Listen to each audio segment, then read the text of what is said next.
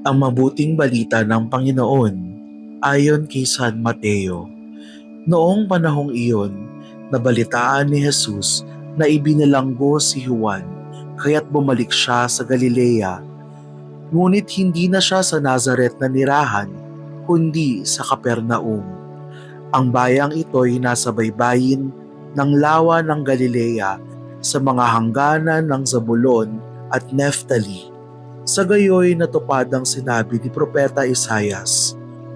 Ang lupain ng Zabulon at lupain ng Neftali, daanan sa gawing dagat sa ibayo ng Hordan, Galilea ng mga hentil. Itong bayang nag-apuhap sa gitna ng kadiliman, sa wakas ay nakakita ng maningning niyang ilaw. Liwanag na taglay nito'y siya ngayong tumatanglaw sa lahat ng nalugami sa lilim ng kamatayan. Magmula noon ay nangaral na si Jesus. Ang sabi niya, "Pagsisihan ninyo talikdan ang inyong mga kasalanan sapagkat malapit ng maghari ang Diyos." Nilibot ni Jesus ang buong Galilea. Nagturo sa mga sinagoga at ipinangangaral ang mabuting balita tungkol sa paghahari ng Diyos. Pinagaling din niya ang mga tao sa kanilang mga sakit at karamdaman.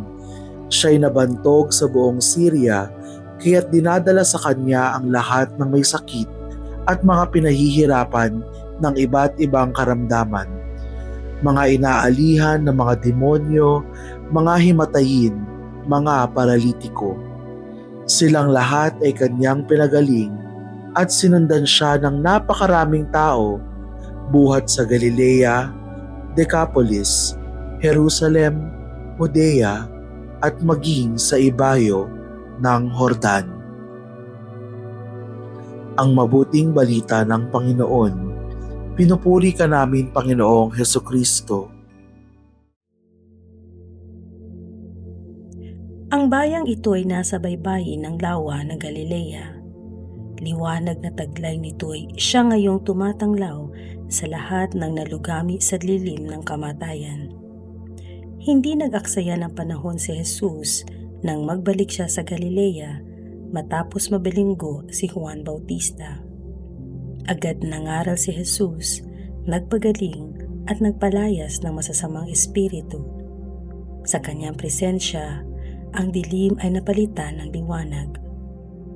Ang Galilea ay kilala noon bilang isang lupaing malayo sa sentro ng pananampalataya.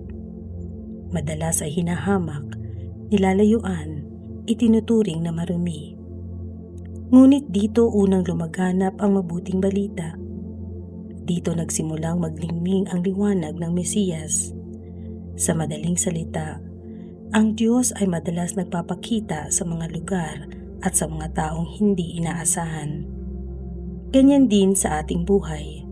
May mga pagkakataong pakiramdam natin ay nasa Galilea tayo, malayo, walang pumapansin at tila walang saysay.